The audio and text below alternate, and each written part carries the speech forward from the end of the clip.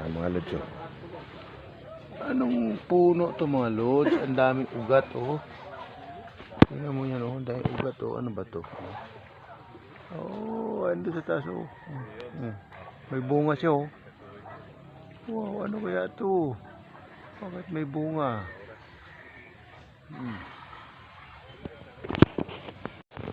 Ay, pauwi na kami. Ito yung tinatahak naming landas. Mantakin mo yung sinasagupa naming daan ng mga idol. Nag-apak na ako. Bit-bit ko na yung panangga ko sa pa. Nag-ano kami. Naglandas na lang kami.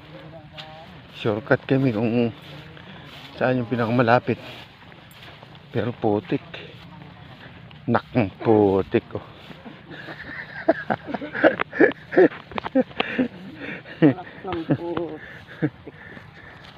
Ere ang buhay ng province.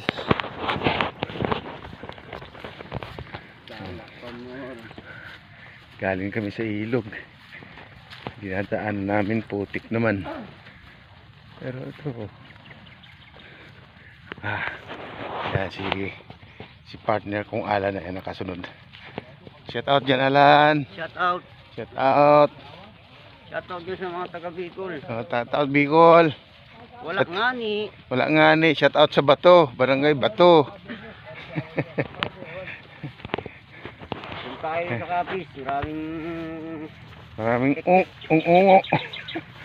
Damo yung dinadaan namin, no? Putik, oh.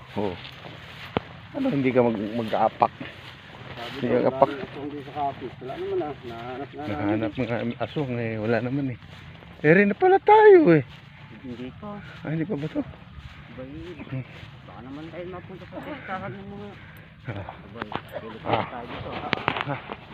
Ere na. Ang buhay ng province. Hinahanap namin yung baryo ng mga tik-tik. Ay. Tapos narinig tayo. Ayun, may tubig pala dito. May puso. Ganda naman. Hindi kami magbanlaw. Magbabanlaw kami din sa puso. Putulin ko muna ito mga lods, ha. Medyo mahaba na, ha. Bye-bye.